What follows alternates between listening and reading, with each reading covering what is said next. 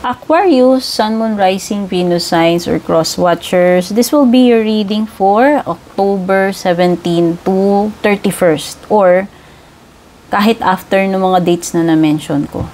Kasi timeless reading naman to, hindi to mag-expire. Maraming salamat Aquarius for your support. Kung matagal ka na rito or kung bago ka, maraming salamat sa mga nanonood palagi ng readings ko dito sa Pinas at sa ibang bansa. Maraming salamat din sa mga laging nag-a-avail ng mga private readings ko.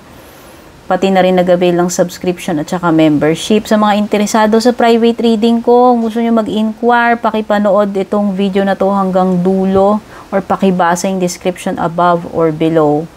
Ayan. At maraming salamat din sa mga nagli-leave ng mga comments. Ayan, sobrang na-appreciate ko po yan. May mga comment doon na nakakataba ng puso. May mga comment na nakakaloka. May mga comment na nakakatawa. Pero ano't ano pa man yan, malaking tulong po yan sa aking page. Especially pag isi-share ninyo. Ayan. So, alamin na natin, Aquarius, ang mga chika, energy surrounding you, mga ganap.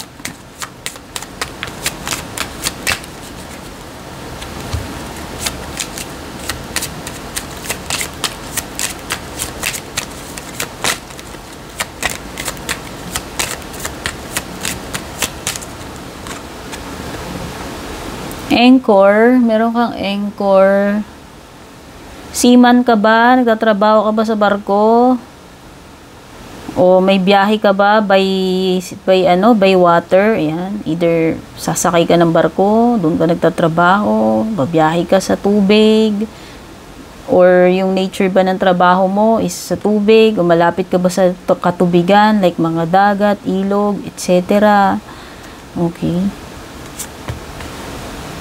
Nakakaranas ka ba ng pain ngayon? Nakakaranas ka ba ng torture? Ayan. Something with the whip, like torture.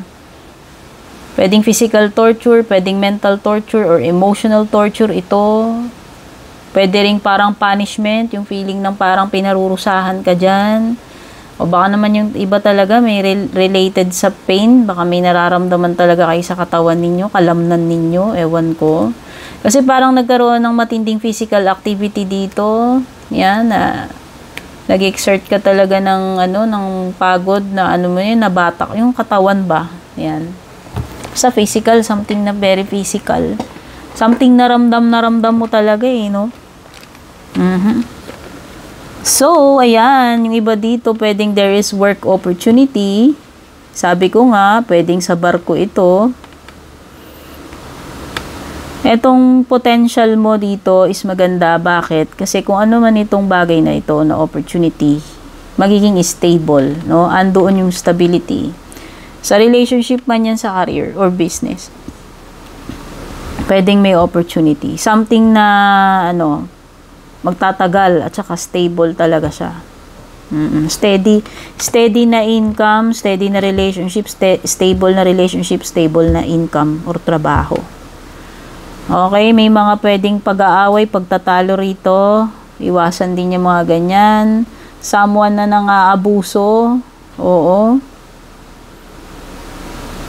Someone na nag-aabuso, someone na nagtitiis ng pain, or someone na siya yung nag-i-inflict ng pain, siya yung nakakasakit. Ayan, may mga ganyan. Mag-ingat when it comes to money. May mga matters din related sa motherhood, pagiging parent, pagiging protective. Ayan, may protective energy dito usually pagiging protective sa anak, pero pwede rin namang hindi sa anak yan. Protektahan mo kung lahat ng bagay na yung assets mo, lahat ng pinaghirapan mo, lahat ng mahal mo. Protektahan mo, especially sa pera, maging maingat. Ayan. Someone na kaya kang protektahan, ipagtanggol. Ayan, may ganyan.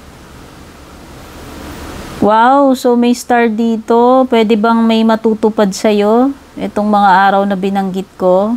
Ayan. Basta meron something like katuparan. Katuparan ng gusto mong mangyari or hinihiling mo. At kung meron ka mang mga goals, magandang senyales din ito kasi ibig lang sabihin yan malaki yung chances mo na ma-achieve mo yung goal na yan. Yan. So, possible na may achievement may accomplishment with the star, no? May ano ka diyan, may magagawa kang tama, may magagawa kang successful, or may magbubunga ng maganda. Tignan na natin when it comes to your love life, Aquarius. Anong latest chika o chismis about your love life?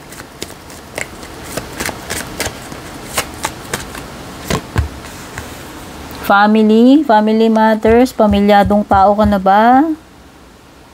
Oh, may mga bagay na related sa family. O yung jowa mo, o pareho kayong pamilyado. Ako, hindi ko alam. No? So, sana hindi naman ito bawal na pag-ibig. Pero, ayan.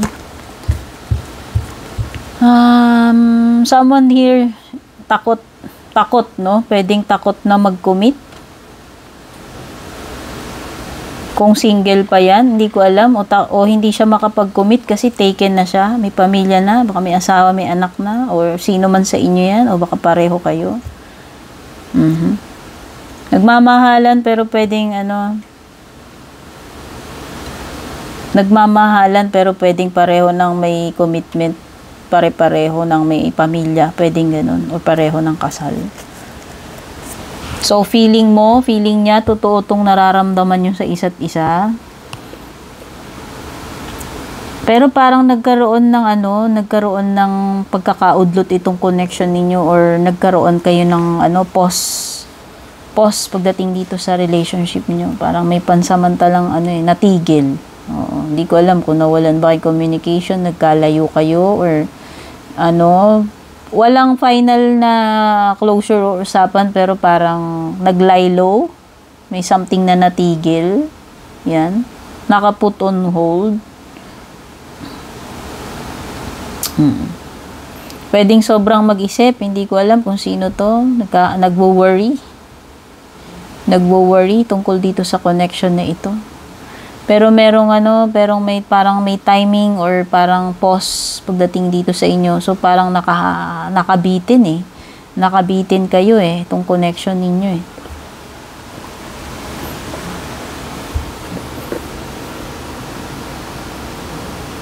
O, ayan. So pwedeng ganun, pwedeng may mga kasal na rito, may asawa, may anak na. Oo. Yan. So, yan yung mga na-pick up ko. And, kuha pa tayo ng iba pang mensahe gamit yung ating tarot cards. Hindi muna kayo nakikita niya, no? Feel ko lang. Pwede nga ang pamilyado ng isa or pareho kayo. Basta meron na ditong committed or possible na may anak, may asawa na. Tinigil nyo muna yung pagde-date nyo, pagtatagpo-tagpo ninyo, panonood nyo ng sine. Ayan, no? Parang baka mahilig kayong mag-date and manood ng sine na itong person na to. And pwedeng pamilyado na kayo o siya o ikaw. I don't know. Yan. Kabitin itong inyong relationship. Nun pwedeng yung iba sa inyo nai-stress kayo dun. Kasi nga pwedeng walang malinaw na direction or walang closure pa. Hindi pa naman inend pero parang nakabinbin. Alam mo yun. Ganun yung situation yun itong person na ito. Aquarius. So, may Capricorn energy dito. Yan, pwedeng si Capricorn yan. Pwedeng si Sagittarius yan. Strong energy ng Capricorn. Or pwedeng si Aries yan. Yan. Nakabinbin talaga, oh. Nakabitin to, naka-freeze. Yan, ano man ito, sa romantic mo man hindi. Meron something dito na mabibitin, mauudlot, mapopostpone, delay. Yung period na helpless ka, wala kang magawa dun sa sitwasyon, kondisyon mo. Parang ipapaubaya mo na lang kay universe yan. Susurrender mo na lang kasi wala eh. Parang feeling mo wala ka rin namang magawa dun sa sitwasyon. May mga ganun. Oo, pwedeng ang third party situation ito. Itong relationship na tinutukoy dito. May ka-share ka dito. Ayan. May ka-share ka. Or may ka-share siya sa'yo. Hindi ko alam. Basta. Or, ayan, nakikita ko dito panibagong projects. panibagong mga makakasama sa trabaho. So, nakikita ko dito is yung iba sa inyo promotion, increase, or mabibigyan kayo ng magandang performance evaluation. Maganda yung ano nyo dito, ayan, magbibigyan kayo ng incentives. Kasi top performer ka, unti-unti nang napapansin yung efforts mo, nabibigyan ka na ng papuri dyan sa ginagawa mo, or pwedeng lumalawak na yung influence mo, yung mga contacts mo. Basta meron some kind of teamwork or collaboration na paparating sa'yo dito. Oo. Yung iba dito may binibuild kayo. Ano ba to? Meron ba kayong bagong project, bagong kontrata, o pinapatayo, like construction? Ano ba to? Basta parang meron something na binubuo rito eh. And kailangan mo ng mga makakasama dito. Ibig sabihin, hindi uubra na ikaw lang yung gagawa dyan. Meron kang makakapartner, mga makakatulong dito dapat. No? Group or team kayo dyan. O baka team building to, hindi ko alam. Baka yung mga aatenan na mga ganyan.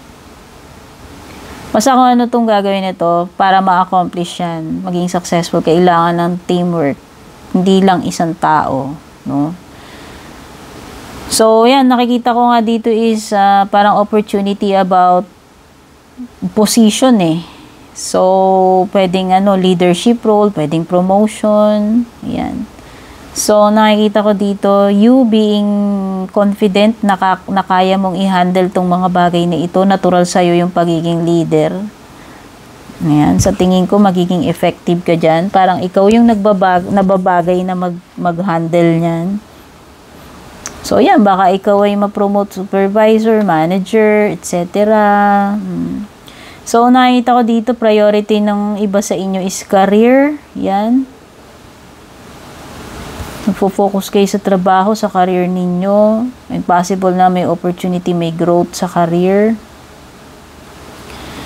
Oo, alam mo, isa pang nagiging barrier dito, yan, bigla na lang nabinbin, di na kayo nakikita, nagde-date mo na, nakaput on hold.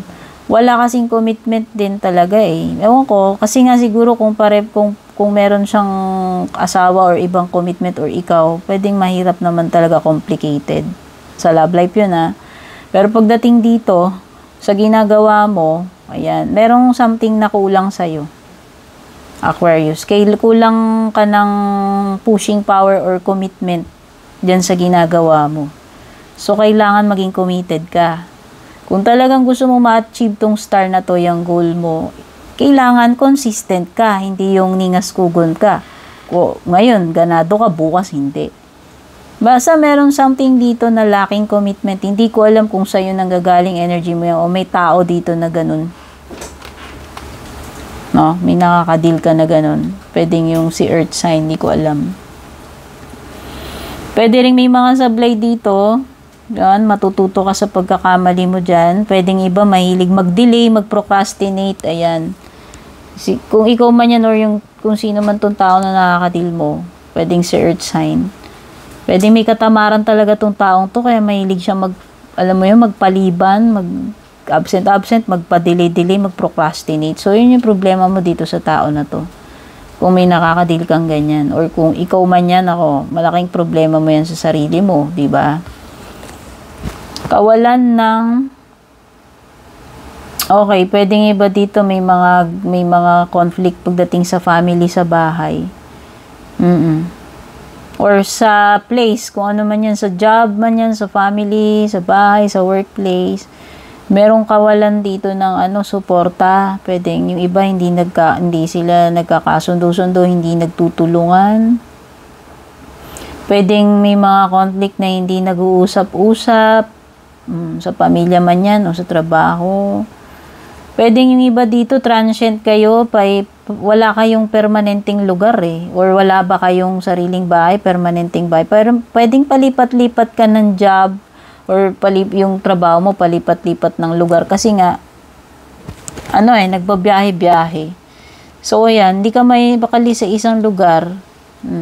Or, ewan ko, kung nakailang lipat ka na ba ng job, nakailang lipat ka na ba ng bahay na tinitirahan. Basta may mga ganun. Something na hindi siya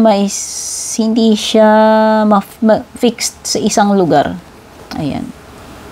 So, ayan yung mga na-pick up kong energies dito sa iyong reading, Aquarius. Sana makatulong sa'yo. Take care, babush. Love you.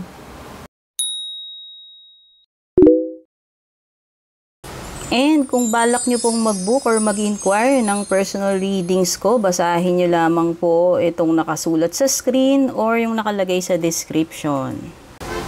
Shoutout at thank you sa ating mga YouTube channel members, Juliet Saito, Vel, Mildred, Julian, Alejandra, Maya 2.6, Michael, Rosel, Belen, Melinda, Jane, Devi, Joy, Gwen, De Luna.